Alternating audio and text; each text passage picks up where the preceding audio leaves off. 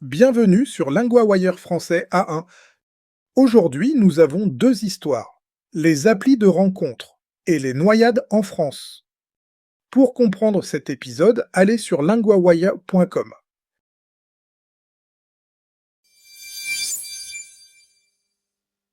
Les applis de rencontre perdent-elles leur charme? Nous retrouvons maintenant Mathieu, correspondant de LinguaWire pour la société. Merci Louis. Oui, on voit un petit recul. Les applis de rencontre ont moins d'utilisateurs qu'IP. Le groupe Match a annoncé une baisse. Il possède Tinder, Hinge et OkCupid. Donc, le changement est réel. Et Bumble a aussi perdu des abonnés, c'est bien ça? Oui, Bumble a aussi perdu des abonnés. Le point important, c'est le nombre de personnes qui pètent. Beaucoup gardent une appli gratuite sur leur téléphone. Mais ils ne veulent plus payer. Ils ne veulent plus payer pour des options. Je vois. Les gens veulent garder une porte ouverte. Mais sans payer trop. Pourquoi quittent-ils ces applis? Il y a plusieurs raisons. Une grande raison, c'est la fatigue avec la technologie. Depuis le Covid, beaucoup de choses sont en ligne. Et beaucoup de gens veulent revoir des personnes en vrai. Donc, ils veulent moins d'écran. Et plus de rencontres simples. Est-ce que ces applis sont mortes pour autant? Non, pas du tout. Les gens continuent souvent à les télécharger. Mais l'intérêt baisse petit à petit. Les jeunes adultes sont très présents. Surtout la génération Z et les millennials. Mais eux aussi commencent à décrocher un peu. C'est une baisse lente, pas une chute brutale. Et le côté jeu des applis, il comptait aussi. Oui, beaucoup.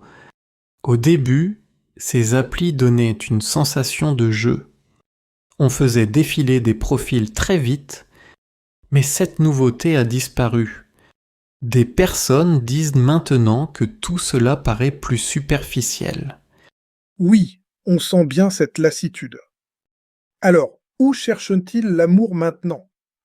On voit plus d'intérêt pour les événements de speed dating. On voit aussi plus de clubs avec un intérêt commun. Par exemple, des clubs de course à pied. L'idée est simple. On rencontre des gens. Ils aiment la même chose. C'est concret. Et plus humain. Et si on paie, voit-on vraiment les gens? Oui, c'est l'un des avantages. On a au moins un vrai face-à-face. Sur une appli, on ne trouve pas toujours une vraie rencontre. Et on ne sort pas toujours ensemble ensuite.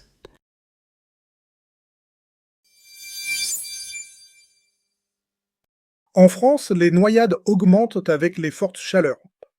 Nous retrouvons maintenant Camille, correspondante de LinguaWire pour l'environnement. Merci Louis. Oui, la situation est très grave. Le gouvernement parle de 301 noyades depuis le 19 juin. C'est 14% de plus que l'an dernier. La ministre Marina Ferrari parle d'un bilan tragique. Le nombre est très lourd. Et ces noyades arrivent pendant les vagues de chaleur? Oui, exactement. La France a connu de fortes chaleurs et beaucoup de personnes ont cherché de l'eau. Elles voulaient en se rafraîchir. Mais certaines ont pris des risques. La ministre dit que des accidents mortels ont eu lieu. Ils ont eu lieu dans des zones non autorisées. Donc le danger n'est pas seulement l'eau, c'est aussi l'endroit. Et la façon d'y aller. Oui. Elle cite aussi des canaux et d'autres eaux ouvertes. Le problème touche aussi des piscines privées. La ministre dit que beaucoup de noyades ont eu lieu. C'était chez des personnes âgées. Je comprends mieux. Le choc de l'eau froide peut être dangereux. Oui.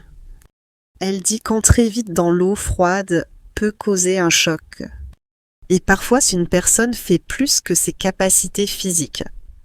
Dans ce cas, le corps ne suit plus. C'est très concret et très inquiétant. Que fait le gouvernement maintenant? Le gouvernement travaille avec les autorités régionales. L'idée est d'améliorer les zones de baignade. Il veut aussi rendre les choses plus sûres. C'est une réponse simple à un problème très concret. Et on voit bien le lien avec les fortes chaleurs. Il ne s'agit pas seulement de rester au frais. Non, il faut aussi choisir le bon endroit et respecter les risques. C'est ce que rappellent les autorités.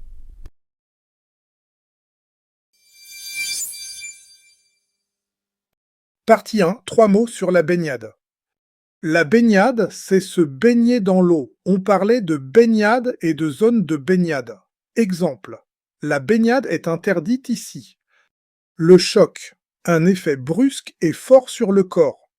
Dans l'histoire, la ministre parle d'un choc avec l'eau froide. Exemple, le bruit m'a fait un choc. Le risque, un danger possible. Dans l'histoire, on parlait des risques près de l'eau. Exemple, il y a un risque près de cette rivière. Partie 2, une structure utile, faire plus que. Faire plus que veut dire dépasser une limite. Dans l'histoire, fais plus que ses capacités physiques. Exemple, ne fais pas plus que ton corps peut. Exemple, aujourd'hui, je ne veux pas faire plus que nécessaire. Répète après moi, faire plus que.